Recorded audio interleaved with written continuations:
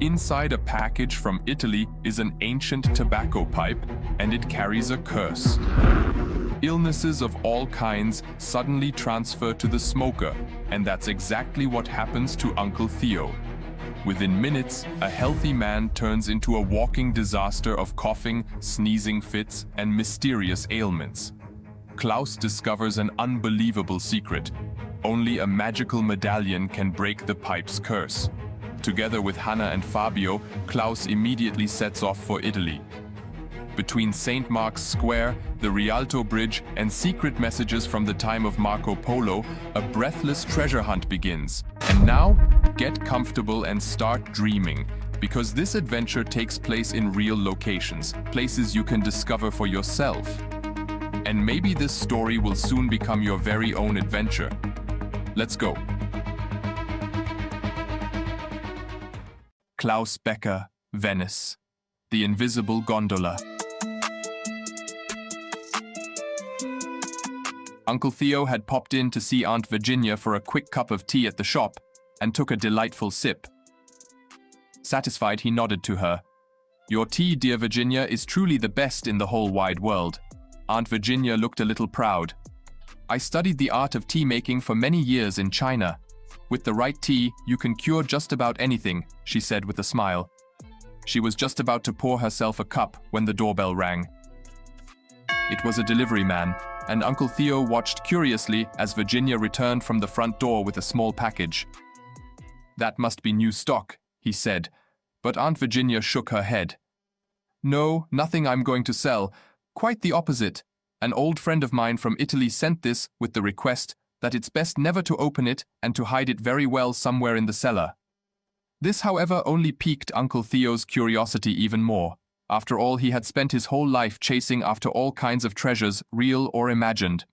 So a sealed, mysterious package was more interesting to him than anything else. He was just about to persuade Aunt Virginia to take at least a quick peek inside when Hanna walked into the shop. As always, Aunt Virginia was delighted by her visit. "Hello, Hanna, how are you?" But instead of an answer, there was only a loud and then another and another. She had to sneeze a total of 9 times before she could finally answer. "I have an allergy, like always at the beginning of September when the fields are harvested," she wheezed, blowing her nose. Aunt Virginia put her arm around her caringly. "You poor thing," she said. "I'll make you a tea that will definitely help you. I have the right herbs for it in the cellar." Hanna sneezed twice more, but nodded gratefully as Aunt Virginia disappeared into the cellar. Then she sat down next to Uncle Theo. He looked sympathetic too. "You poor thing," he said.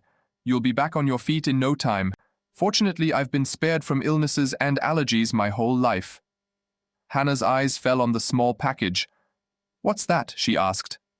Uncle Theo looked a little guilty, but then replied, "New stock for the shop. Shall we unpack it?" Hanna sneezed again. "Sure, if Aunt Virginia doesn't mind." "I'm sure she won't," Uncle Theo fibbed. His curiosity was simply too great, and he had already opened the packaging. Out came a curved wooden tobacco pipe. "Looks old," Hanna said, sounding stuffed up. "Ancient even," said Uncle Theo, looking at it closely. Then he pulled out his tobacco pouch.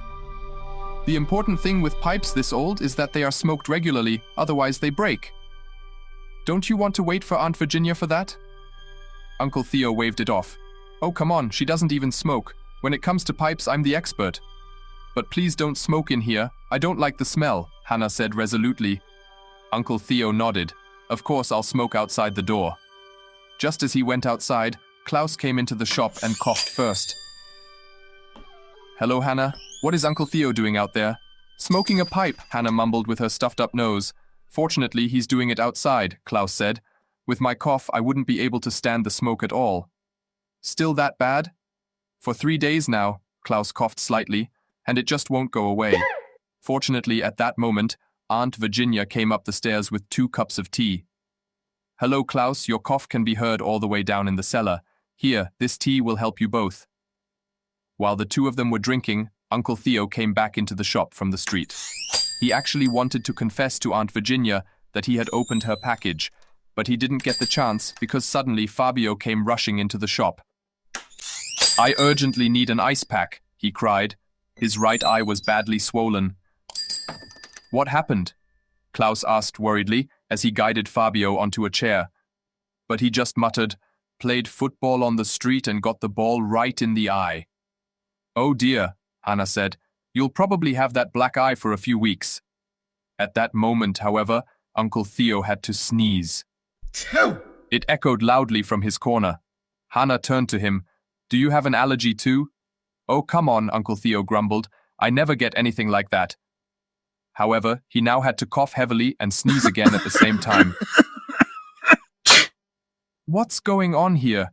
asked Virginia, who had just fetched an ice pack for Fabio's eye from the kitchen. But when she went to put it on his eye, she looked astonished. "The black eye is gone."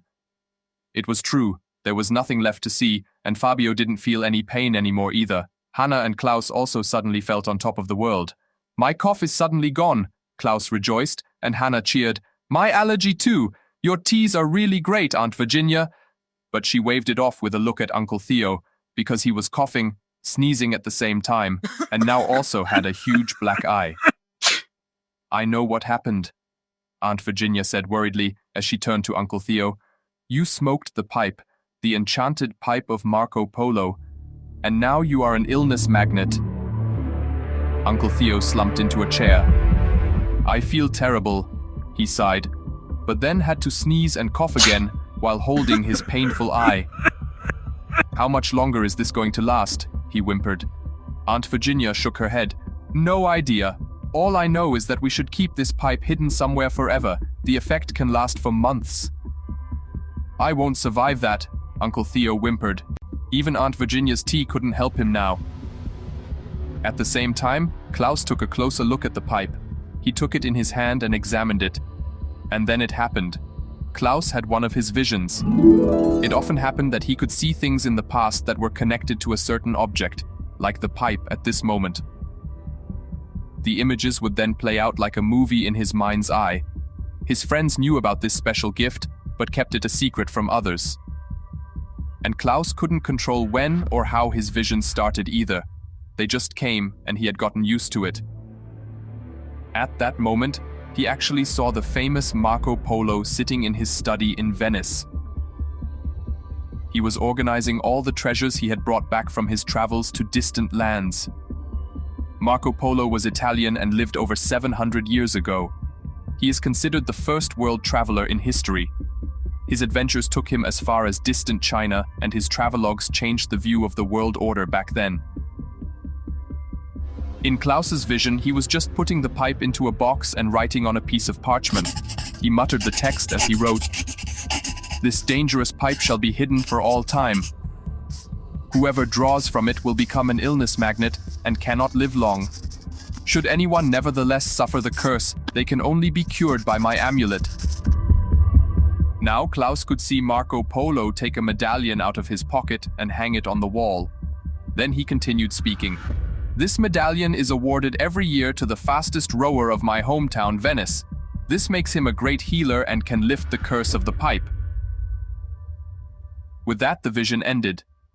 But Klaus had seen enough. He jumped up and announced, "I know what to do. We must leave for Venice immediately." Why Venice of all places? Fabio knew about Klaus's special gift, of course, but like his friends, he couldn't see what Klaus had learned. But Klaus just looked at the calendar and laughed. Once a year, the famous gondola race takes place in Venice. It's called the Regatta Storica, and the winner gets the amulet of Marco Polo on loan for a year, and that is exactly what can cure Uncle Theo. "And when exactly does the race take place?" Hanna wanted to know, but Klaus pointed to the calendar. "That's the best part of the story, on the first Sunday in September, which is tomorrow." "Great, let's get started." Fabio was full of energy. But Hanna had one important objection. "And how are we going to get there? In a crowded train or plane?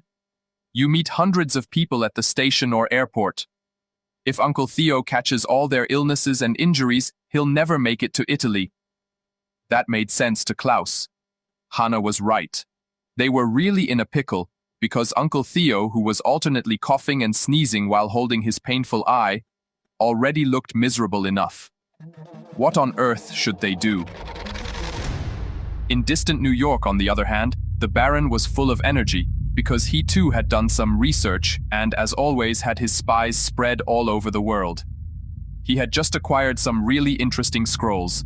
The medallion of Marco Polo, it said, was supposed to possess incredible healing powers. He rejoiced as he discussed it with his closest associates. If we get our hands on this artifact, it would revolutionize medicine. We could sell cures to billions. We absolutely must win this race on Sunday in Venice. His associates agreed with him, but had one question. That's right, boss. But who is going to win the race for us? None of us have ever rowed before. The Baron just laughed contemptuously. As always, you think far too small. Get on the phone and hire the best rowers in the world immediately. Money is no object. The main thing is that they head to Italy immediately. Then he immediately began to calculate his profits and beamed. This medallion could make him the richest man in the world. In Cologne, Hanna had meanwhile found a way to transport Uncle Theo to Venice reasonably unscathed. Fortunately, Hanna's father, Richard, owned his own transport plane, an old Antonov that had served him faithfully for years. And he had also gotten used to the fact that Hanna would occasionally set off with her friends on short notice for trips all over the world. And why not?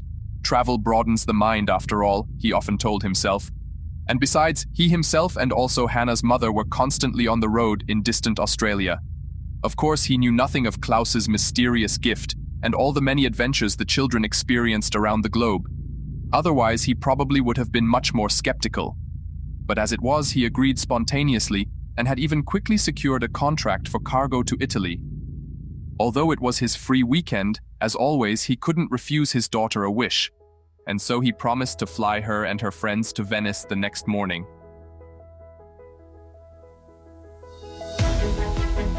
The next day, Klaus, Hanna, Fabio, and Uncle Theo were sitting in the cockpit of the cargo plane belonging to Hanna's father, Richard. Emma, having ground, X-ray 1, ready to check, taxi to 1-2. They had already crossed the Italian border and were only a few minutes away from Venice. Throughout the flight, Uncle Theo had to cough and sneeze. Richard began to worry about his passenger. "Are you all right, Theo?" he asked worriedly. Uncle Theo just nodded tiredly. "Everything's fine, just a bit of a cold." Hanna, who was sitting next to her father, wanted to distract him a little. "Fortunately, you're healthy, Dad. After all, you're our pilot." Richard looked a little touched and nodded.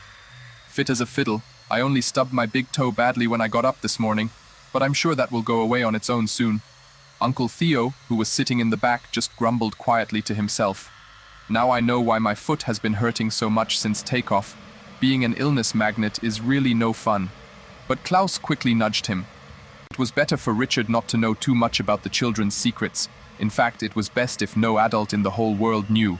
But fortunately, everyone in the cockpit was distracted now, because they had arrived in Venice.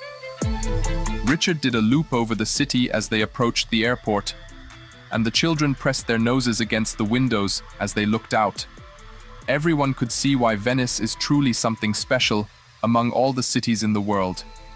The city is a magical labyrinth of 118 islands where time seems to have stood still for centuries. Instead of cars, boats, and the elegant black gondolas dominate the glittering Grand Canal. The magnificent palaces and winding alleys are connected by over 400 bridges. The heart of the city, as our friends could clearly see from above, beats in St. Mark's Square, towered over by the golden St. Mark's Basilica. Everywhere in the mysterious corners and dark canals, one can sense legends with over 1,000 years of history. The children couldn't stop marveling until Richard finally brought the plane in for a landing. Directly after landing, Richard had to take care of his cargo. He wouldn't see the children again until the evening at the hotel, but he was less worried about them than about Uncle Theo, who was not only sneezing and coughing, but holding his black eye, and now limping as well. He whispered quietly to his daughter, "Do you think this is the right place for Uncle Theo? In Venice, you get around almost entirely on foot." But Hanna waved it off so her father wouldn't worry too much. "No problem, Dad. He usually travels the world all by himself. In a few minutes, he'll be fit as a fiddle again. You go ahead and take care of your work. See you tonight." With that, she hugged him and ran after her friends. Richard Lorenz, Hannah's dad, had not the slightest idea what kind of adventure his daughter was going to experience today. It was less than 20 kilometers from the airport to the city, but Klaus suggested taking the water bus, a boat that went directly from the airport into the city's lagoon. There was enough space there to avoid getting too close to other travelers and to avoid putting Uncle Theo at risk. In addition, the four of them had to discuss how they could best manage to win the race of the gondoliers, which is what they call the men and women who row and steer the famous gondolas in Venice. The journey took about an hour, and in that time, Klaus and his friends had learned everything they needed to know about the race. The main race, in which the medallion of Marco Polo was to be won, was contested by 2 rowers per gondola and covered around 7 kilometers.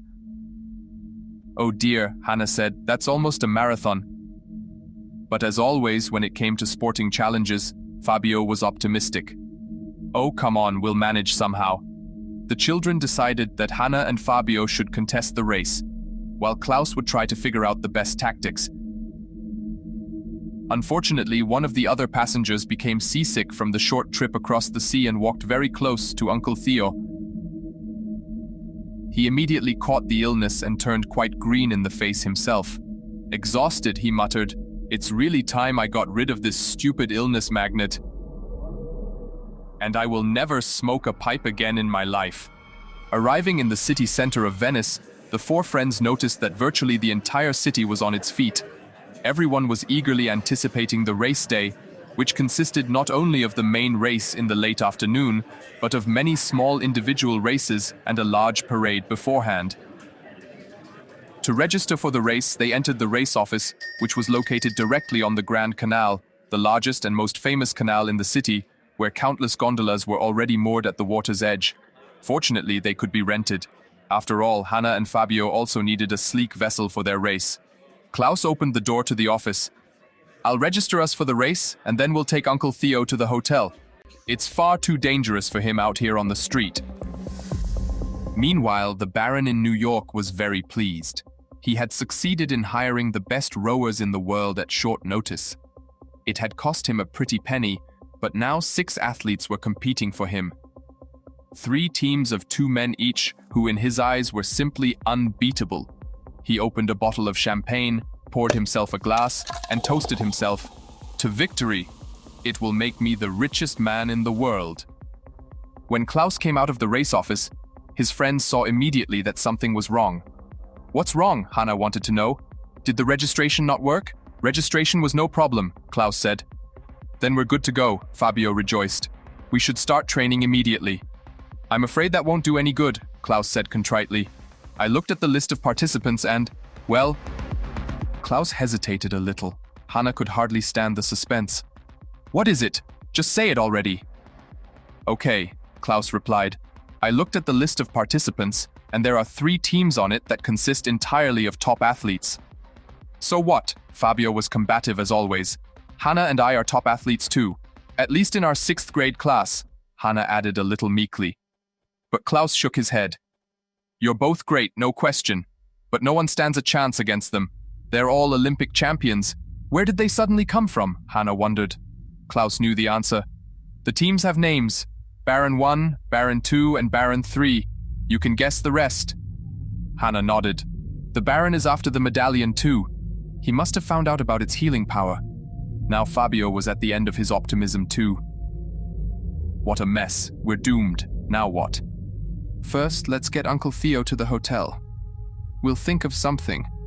There must be something." There are no cars in Venice. That made exploring the city so charming. No cars, no scooters, no traffic lights. You walk or take a boat. Klaus waved a gondola over, and just 10 minutes later, they were at the hotel. Unfortunately, the gondolier steering the boat had a nasty rash, which immediately jumped to Uncle Theo. Now Hanna had to rub him down with a cooling cream first. Fabio whispered to Klaus, "No matter what we plan, Uncle Theo won't last much longer. Sooner or later, he'll catch an incurable, fatal disease." Klaus reached into his pocket, where he had safely stowed Marco Polo's enchanted pipe. He looked at it. And all of this just because of this stupid pipe. But at that moment, it happened again. Klaus had a vision. Once again, he could see Marco Polo writing in his diary. And he could hear him speaking. "My amulet in the gondola race shall be won by the one who is truly worthy. And that is why I have built a very special gondola and placed a spell on it. Whoever rides in this gondola cannot lose a race. However, it is invisible and can only be seen in the moonlight. I have hidden it here in Venice. Clues to its hiding place are scattered all over the city. Whoever finds them finds the gondola. Look first in the archway of my house." With that, the vision ended.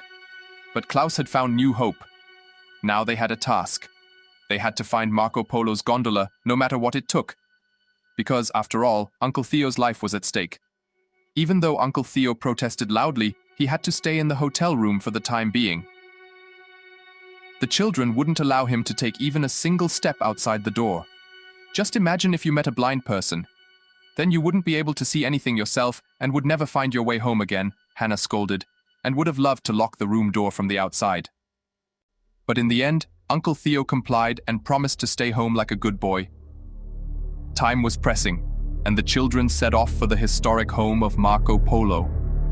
Back at the hotel, Hanna had, as always on their adventures, gathered information that could be useful in the children's search. That's why she had bad news for Klaus and Fabio first. "Unfortunately, Marco Polo's house burned down almost completely in the 16th century, she said. "I hope we can find anything there at all." But Klaus was confident. "We'll be there in 10 minutes, and somehow we'll find a clue to our gondola."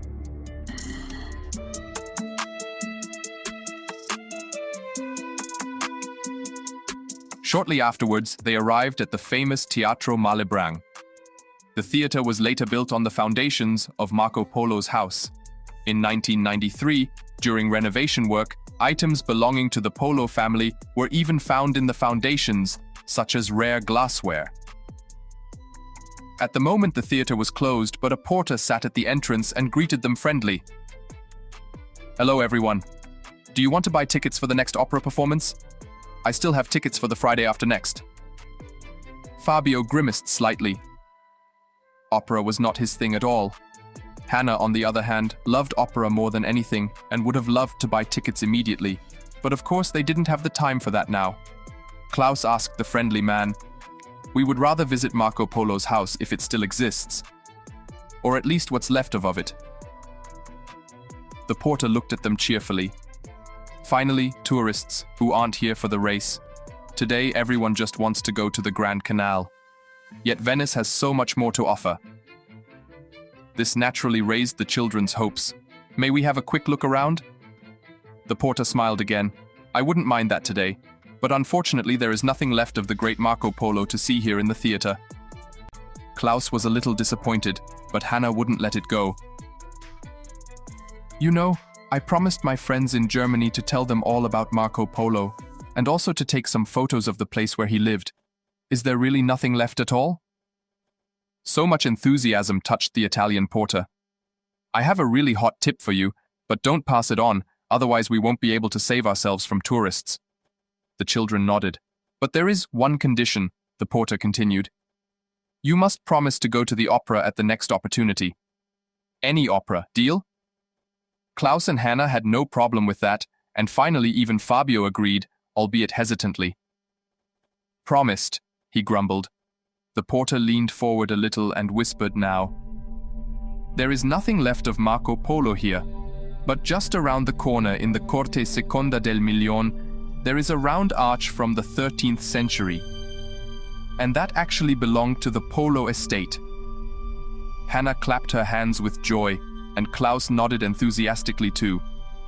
After all, his vision had mentioned an arch. The children quickly said goodbye to the porter, and Hanna assured him that she would keep her promise at the next opportunity. 2 minutes later, they were actually standing under the old round arch that had once belonged to Marco Polo's house. It was a good 3 meters high and was practically part of the streetscape. As predicted by the porter, the street was deserted. All the residents and tourists had flocked to the race. That's why the children could examine it undisturbed. It didn't take long before Klaus found something. A few letters were engraved into one of the stones, long since weathered, but still clearly visible. Klaus felt them with his fingers, then called out to his friends, "Here, I've got it. It says Rialto." Hanna knew immediately. "Then we have to go to the famous Rialto Bridge. We'll definitely find the next clue there." Meanwhile, however, the Baron had learned from his spies that Klaus, Hanna and Fabio were also in Venice. He knew the three of them as allies of his old adversary Virginia, who had repeatedly beaten him to the punch in the past. That was exactly what was not going to happen this time. His rowers were already waiting for the start of the race. Now he sent out more helpers to search for the three children in Venice. They were to be rendered harmless as quickly as possible, because the Baron absolutely wanted to grab the medallion of Marco Polo. "You won't get in my way this time," he hissed, grinning confidently. Meanwhile, Klaus, Hanna and Fabio were looking for the next clue to the unbeatable gondola. Fortunately, the Rialto Bridge was just around the corner from Marco Polo's house. It was less than a 5-minute walk. The Rialto Bridge is the stone heart of Venice and a masterpiece of architecture. It spans the Grand Canal and is the oldest bridge in the city. It rests on thousands of oak piles and connects the districts of San Marco and San Polo. Today, the covered passageways of the bridge are lined with small shops selling jewelry and souvenirs.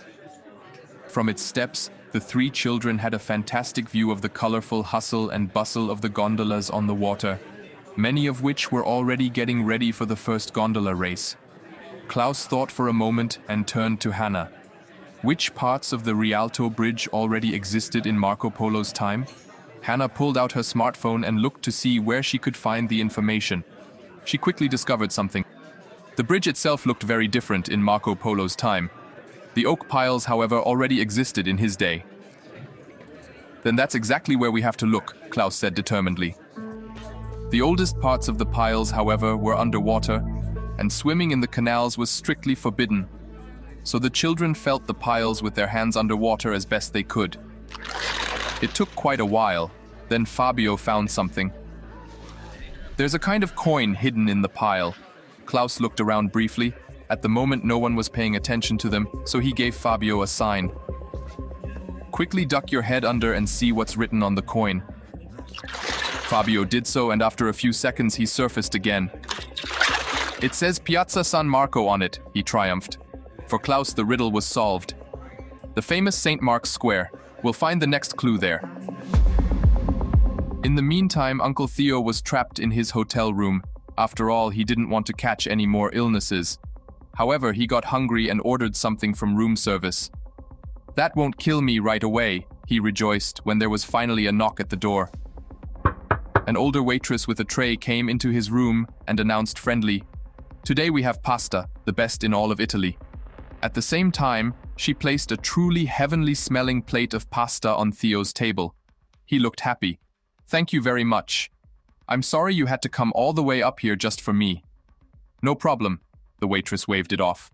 "My corns were just giving me trouble today. My feet really hurt terribly."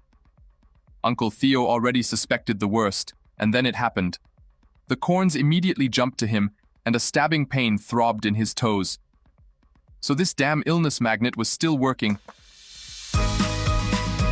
At the same time, Klaus, Hanna and Fabio had already arrived at St. Mark's Square. Like almost all the sites in Venice, the square was easily accessible on foot. The Piazza San Marco is the magnificent heart of Venice and is considered one of the most beautiful squares in the world. Even in Marco Polo's time, it was a center of world trade. Today, tourists from all over the world enjoy the magnificent arcades, the imposing St. Mark's Basilica with its golden mosaics, and the freestanding bell tower, the Campanile. Hanna, in particular, couldn't get enough of the sight. Incidentally, the Venetians revere St. Mark's Square like no other. It is the only square they call piazza. All other squares are simply called campo, which just means field. At the same time, Klaus had a quick phone call with Uncle Theo. "We have to hurry. Theo has already caught the next illness." Fabio had also looked around. "But where are we supposed to look? The square is huge." Klaus pondered. The history of Venice had always provided them with good clues so far. We have to try to think like Marco Polo.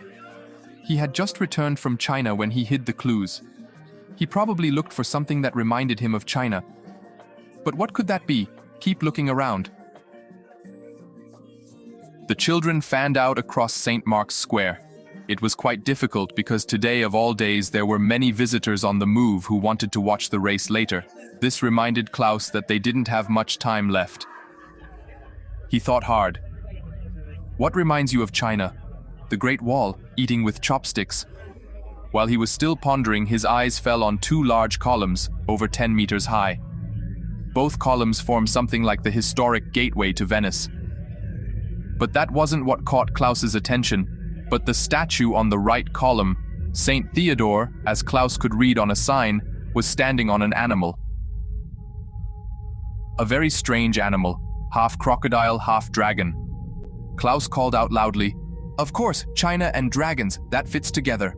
Quickly, Klaus and Hanna were standing next to him, and he pointed to his discovery. Hanna looked it up on the internet, and indeed, this column with Saint Theodore and the dragon-like animal already stood here in Marco Polo's time. The clue must be hidden here. Probably just very small and inconspicuous so that no one notices it, Klaus suspected. At least no one who isn't looking for it, Hanna said, and circled the column with her friends. The base of the column was decorated with reliefs, practically pictures you can touch, which are slightly three-dimensional. The figures protruded only a few centimeters from the image. Klaus felt in the gaps of the relief and suddenly felt the indentations of letters, barely visible to the eye, but easily felt with the fingers. "I've got it," Klaus said. "I can feel the letters. Write it down, Hanna. There's an A, an R, an S, an E, then an N, an A, and finally an L and an E. Did you get it?" "Sure," Hanna said, "and I already know what it means. Arsenal, that's what the famous shipyard in Old Venice used to be called." "The perfect place to hide an invisible gondola," Klaus said. "Now let's grab it and finally cure Uncle Theo." But unfortunately, the children didn't notice that they had long been watched by 4 men. They were the Baron's helpers. Their leader was on the phone with him. "They are in St. Mark's Square but are moving on now. What should we do?" The Baron replied immediately. "Grab them at the next opportunity and render them harmless, at least until tomorrow morning. They mustn't interfere with our race." The leader of the squad understood. Unobtrusively, the 4 men followed the children, ready to grab them at the next opportunity. Uncle Theo was slowly getting restless in his room. Now his feet were hurting too. He had caught 3 corns from the waitress.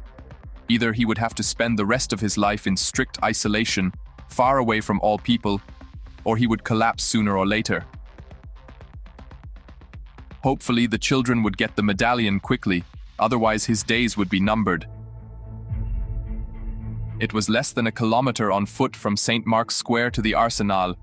Fabio grumbled a little that he hadn't had anything to eat all day, and that in the middle of Italy, where the most delicious food in the world was supposed to be.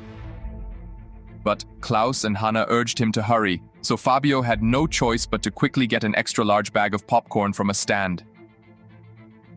"Better than nothing," he muttered as he paid the vendor. When the 3 children arrived at the Arsenal, he was still chewing with his mouth full, reaching again and again into the now only half-full bag. The Arsenale di Venezia, to give it its full name, was once the industrial heart of the Republic of Venice, and, in Marco Polo's time, the largest shipyard in the world. From the 12th century onwards, huge galleys were built here in a revolutionary assembly line system, securing Venice's power in the Mediterranean. Today, the huge area is a place of secrets, with its quiet canals and old docks. Klaus, Hanna, and Fabio couldn't stop marveling. Behind striking red brick walls and the magnificent archway stretched a huge area of small waterways, shipyard halls, and warehouses. Fabio groaned briefly. "It'll take us months to search all of this, won't it?" Klaus thought for a moment. "We have to go about it systematically. Wherever work is still going on, the gondola can't be. Otherwise it would have been discovered long ago." Hanna agreed with him. "However, there are still a lot of quiet, secluded corners here with shipyards that haven't been used in ages. That's exactly where we have to look. Just like in St. Mark's Square earlier, the children fanned out and began their search. They were closely watched by the Baron's 4 men. "Should we grab them now?" asked one of them. But the leader waved it off.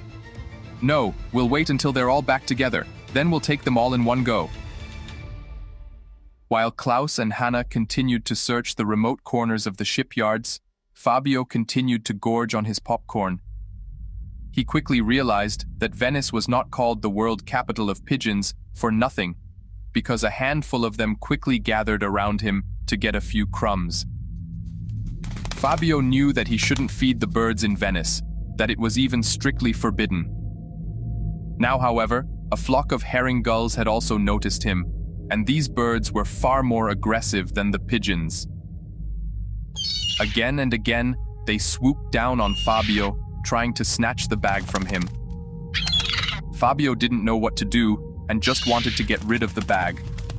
He could think of nothing better than to simply throw it into the water in a secluded corner of the shipyard. But then many strange things happened at once. When he threw the bag into the water, it didn't just sink as he had thought, but remained practically suspended in the air. Immediately, the gulls swooped down on the bag, but they too were now standing in mid-air. Fabio was confused and called out loudly for his friends. Hanna and Klaus came running. At first, they couldn't make sense of what they were seeing either. Dozens of gulls, not flying but standing in mid-air, pecking at a bag of popcorn that was practically floating. Until a light finally went on for Klaus.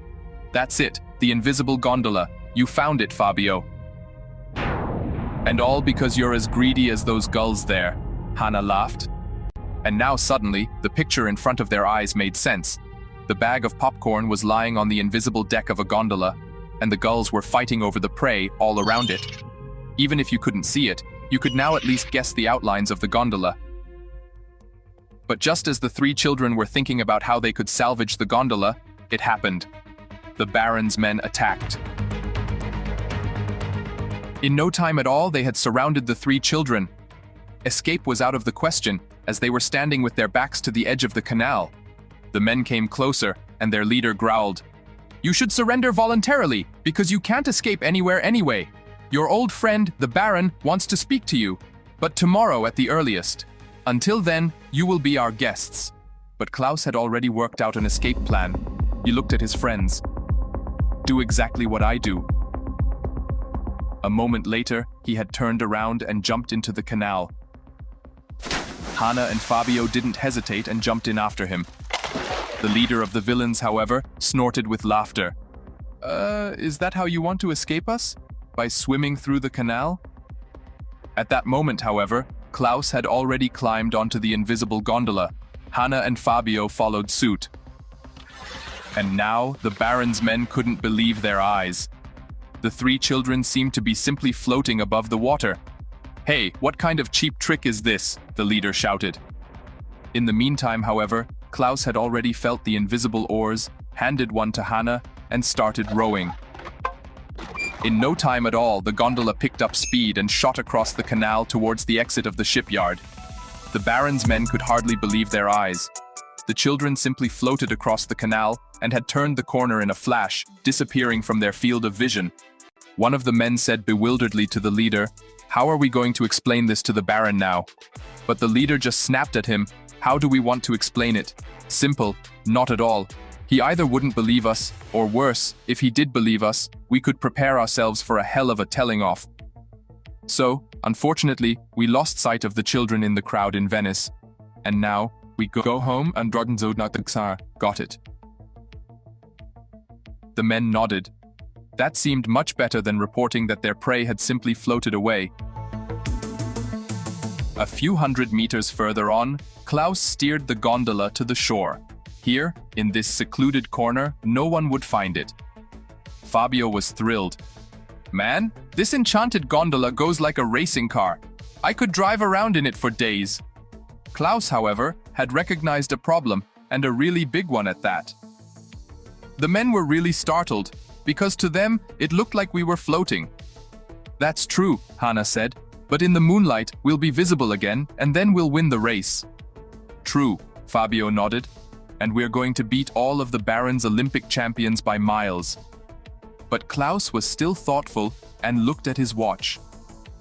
The moon rises in an hour, but the race starts in 30 minutes. And there's no way we can compete in an invisible boat. Damn, that's true. Fabio looked disappointed. He had already seen himself as the sure winner, but now it was Hanna who had an idea. Do you remember 2 weeks ago when we were at the football stadium together, in Cologne? Yes, of course, Fabio said. The game started half an hour later because of a medical emergency in the crowd. Exactly, Hanna grinned. Fortunately, nothing happened to the poor man back then, but still, it took over half an hour for the paramedics and the ambulance to arrive. Now it dawned on Klaus. I know what you mean. We have the living medical emergency right here in Venice with us. He's waiting in the hotel room. Klaus jumped from the gondola onto land. All right, so the plan is this. You two row the gondola as close to the race as possible without being seen. I'll fetch Uncle Theo and cause some medical emergencies. I just hope it doesn't hit him too hard. Uncle Theo was glad to finally have some company in his lonely hotel room. However, he was less pleased with the plan Klaus now presented to him. So I'm supposed to mingle with the crowd at the race and attract as many illnesses as possible. What kind of a stupid plan is that? It's not stupid. It's a desperate plan. You have to buy us time so we can cure you with the medallion. You have to be careful not to catch a fatal illness, though. Are you in? What choice do I have? Sighed Uncle Theo. Let's get to work. A quarter of an hour later, Klaus and Uncle Theo had arrived at the start of the race. And Uncle Theo didn't hesitate, and stood next to every spectator who looked ill or frail. It took less than 5 minutes, and he had already caught an impressive list of illnesses: lumbago, a bad case of hiccups, a terrible sunburn, a nasty calf cramp, a broken arm after standing next to a spectator with an arm sling, a sty in his eye, which looked particularly bad, in addition to his black eye. Another spectator had given him a nasty rash. A female spectator with a swollen cheek, who was apparently afraid of the dentist, infected him with a bad toothache. Added to this were a stiff neck, a bad bout of dizziness, and finally also terrible stomach pains, which turned out to be the beginning of appendicitis. The Italian paramedics, who were quickly on the scene, couldn't remember ever seeing such a collection of illnesses in a single person. And fearing they were dealing with some kind of epidemic, they postponed the start of the race by a good half hour. Uncle Theo was to be taken to hospital as quickly as possible. This, however, was prevented by Klaus, who feared that even worse and also fatal illnesses would be waiting for Uncle Theo in the hospital. In an unobserved moment, he secretly dragged him away from the ambulance and took him back to the hotel. For Klaus and Hanna, however, this delay was enough to see their gondola with their own eyes for the first time.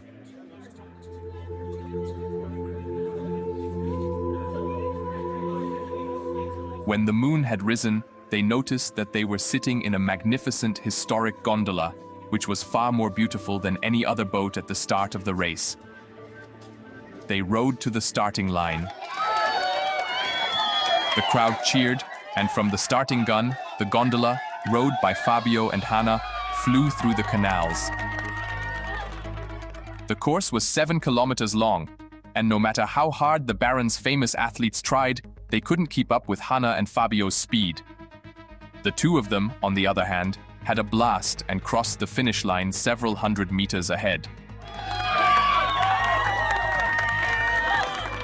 Unfortunately, they couldn't celebrate for long, because they knew how urgently they were expected with the winner's medallion. Uncle Theo not only felt miserable, he was also a miserable sight. No wonder, by now he had to cope with more than 20 illnesses and injuries at once. Finally, Hanna and Fabio came rushing into the hotel room and placed the medallion of Marco Polo on his chest. And the magic worked immediately. Every single illness disappeared, and Uncle Theo fell into a deep, healing sleep. When Klaus took the medallion off Uncle Theo again, he had a brief final vision. He saw Marco Polo, who explained that his spells unfortunately only worked once. So the medallion had lost its healing power. The gondola would never be invisible again, nor would it ever be unbeatable again. However, there was a good side to it too. Marco Polo's enchanted pipe could never cause harm again.